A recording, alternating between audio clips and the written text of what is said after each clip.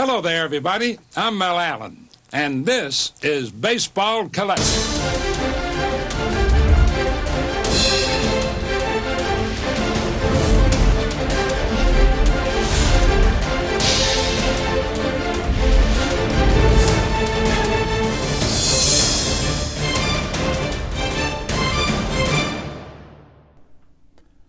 Yo and hello everybody, Mike here, Baseball Collector. It is Friday and we are now just 5 days away from the National. And with that being said, I really wanted to do a showcase of this player that you see right here, Stan Musial. I've decided to make it one of my goals to pick up one of his rookie cards, which is from 1948. He's got both a Bowman and a Leaf card in 1948. So I've made it a new priority, in addition to the Roberto Clemente rookie that I want to pick up, to get a Stan Musial rookie card and to kind of fill in my Stan Musial set registry. And I'm going to showcase kind of all the cards and a few autographs that I have of Stan Musial in my collection. He's one of my all-time favorite players. As you look at his career, first of all, he was just a great guy. He's Mr. Cardinal. I mean, he is easily the best player the Cardinals have ever had in their franchise history. Second to me would probably be Albert Pujols, but Musial definitely number one. He had a 22-year career. Just amazing statistics. Over 3,600 hits. He had almost 2,000 RBIs, 475 home runs. He made 20 All-Star teams. He won the MVP 3 times, and he finished second in the MVP 4 times, which is just crazy. So he was absolutely one of the greatest of his time, and I think a little bit underappreciated both in the hobby and in baseball in general. I mean, for crying out loud, the guy hit .331 for his career. And probably the most amazing statistic for Stan Musial to me is in over 12,700 plate appearances, he only struck out 700 times. That is insane. Amazing bat control, great contact hitter, power, everything. He just had it all. Stan Musial was amazing.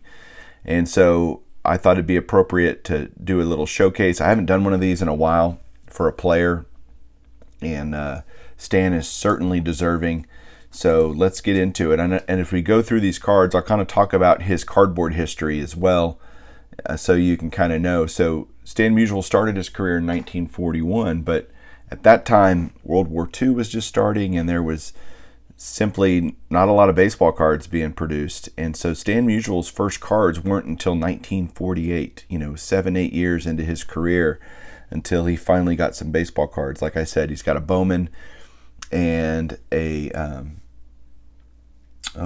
Leaf. Well, but Stan Musial signed a contract with Bowman exclusive, and so he didn't have a 52 Topps card. He doesn't have a 53 Topps card. He does have a 52 Bowman card, which I don't have. This is the oldest Stan Musial card I have, which is a 49 Bowman. This is a top 300 card by Mike Payne. This is in a VG3.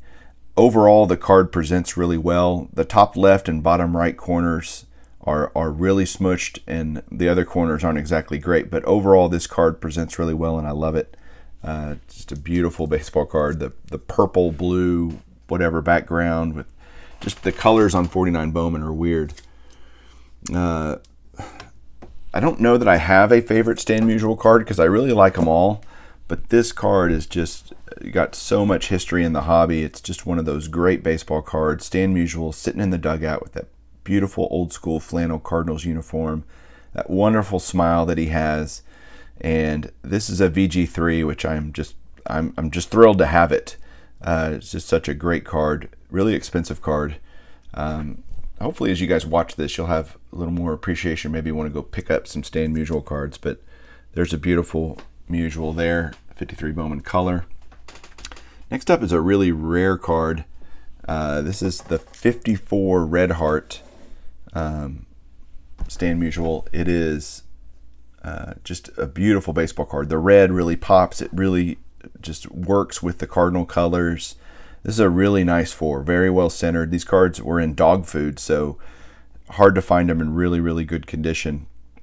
This is also a top 300 card by Mike Payne. So no 54 tops for Musial. Again, he was kind of Bowman exclusive, and once Bowman stopped in 53, that was, or 54, I'm sorry. No, there's 55 Bowman. I guess 55 Bowman was the last Bowman year.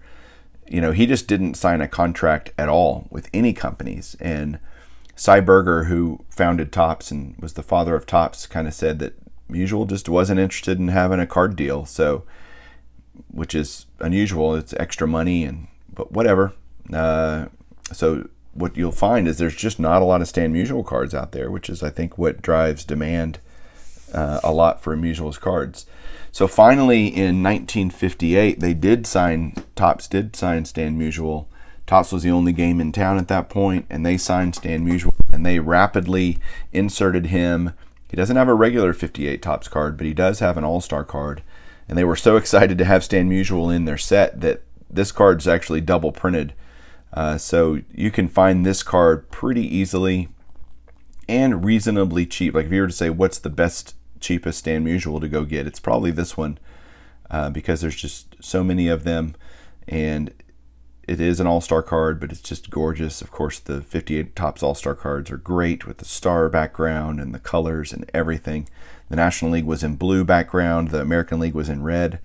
Sport Magazine sponsored it. I have this in a near mint 7. It's got, obviously, there's a blemish in the card right there that you can see, but overall, this very, very pretty example of that card. Next up, I don't have his 59 Topps, which is, again, something I'll be looking for at the National, but right here is Stan's 1960 Topps card. I have this in a 5. Great card. I love the 60 Topps design. One of my favorites. One of the first sets that I went for to get all the Hall of Famers was 1960. Certainly the first kind of vintage one. I guess I did 73 Topps and then 60. So love this card. I've had this for years. Beautiful though. Then he's got a 61 Topps. I've got that in a 5 as well. Another really nice card. Just great image. That kind of, you can see that weird smile. He has a great smile if he just smiles, but you can see like in the 60 Topps and in the 61, he's kind of got that smirky smile going on. But still a great baseball card. Nice portrait of Stan in a 5 on the 61. Then we get the real Stan Musial smile here on the 62 Topps. That great batting stance, left-handed batter. This one's in an excellent mint 6. I picked this up this year at the Dallas Card Show and really was happy. I got it for a really great deal. I think I paid $40 for it and couldn't put my money down fast enough. So great card there. In 63 Topps, Musial has a couple of cards. The first one here is just a fantastic multiplayer card with him and Willie Mays. I mean, pride of the NL. Yeah, no kidding. Two of the greatest players of all time standing there on that card. And that's what you get with a lot of these early 60s, mid 60s multiplayer cards. You just get some really great combination of players shown here. Just fantastic. So Mays and Musial in a 6. That is also a top 300 card by Mike Payne. And then Musial's last card, last regular issue Topps card is the 63 Topps. I have this in an 8MC.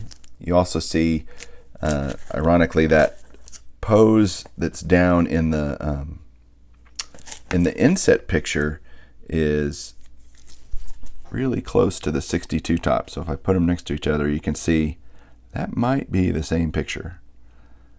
Pretty sure Topps was notorious for reusing things and, reusing cards and pictures and stuff like that. So, but the 63 Topps, Stan's last card, it's an 8MC, but it's really not that miscut. I mean, it's no more than, I guess I need to look at the back, but yeah, I guess the back's pretty miscut. Definitely miscut. You can see the top of the next card at the top of the deal there. But look at, there's Musial's, all of his stats. So what a great, he did play in 63, but he doesn't have a 64 Topps. So just amazing career there for Musial. But what I love about the MC or the whatever is basically this card's an 8 if it wasn't miscut. And so I just love that the back's miscut. Okay, fine. You know, that's not a big deal. So there you go. Now I'm going to show some Stan Musial autographs, which I have 18 Stan Musial autographs in my collection overall. I'm going to just show off, what do I got here? I got 4 of them that I really enjoy. I enjoy all of them, I guess, but these are 4 that I wanted to show. This first one here is a 1979 Diamond Greats. What makes this card special to me is that I got it from my good buddy Dave, Blue Jacket 66. He sent this to me with a whole bunch of the Diamond Greats cards that were signed, and so whenever you get somebody doing something like that, it's just really awesome, and loved adding that to my collection. So Musial was an incredibly prolific signer over his life. He signed a ton over his career and over his post-baseball career. Let me move this down so we can get a little better look at these. So there are a lot of Stan Musial autographs out there. I mean, you can find him on just about everything. He would sign just about everything. And actually, late in his career, he died in 2013. Late in his life, not in his career. I mean, he signed sticker after sticker after sticker. He was just, I mean, he pimped himself out big time. And I think he talked about it one time. I hope I'm not wrong on this, but that he was just trying to raise money for his family, like trying to be thinking about multi-generational planning and just getting money, you know, to sign his name. He's like, I'll sign my name all you want if you'll pay me. And so there's the beautiful 2001 Fleer Greats of the Game Stan Musial. He's in that iconic set, and I love that card. Of course, I have several Perez Steels of him, but this one is awesome. I have an 83 Donruss Hall of Fame Heroes as part of that run that I have. I have all the players and Stan Musials right there. Just a cool card. I have another one of these that I think is not real. It's not graded, and so I had to find one that was graded so that I could feel better about the auto. Musial's autograph is not hard to fake, but at the same time, and he might have had a lot of stuff signed, you know, secretarial kind of thing. But this one's slabbed legit, so it's just, for me, really hard to tell the difference on Musial's autograph. The last one I have is one of my favorites for sure. It's this beautiful 2012 Topps 5-star. Again, Musial died in January 2013, so this literally might be one of his last products that he signed for on card.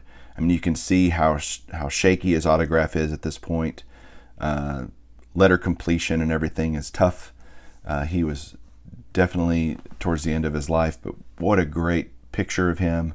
This card's numbered to 62, so it's tough, and just a great. That's his only 5-star autograph. Obviously, he passed away. So there you go, guys. Let me know what you think about my Stan Musial collection and what I got. I really love him as a player. Love to hear your thoughts and perspectives. I really appreciate you watching. Hey guys, we're 5 days from the National, so looking forward to seeing everybody, and we'll talk to you guys soon. Keep collecting.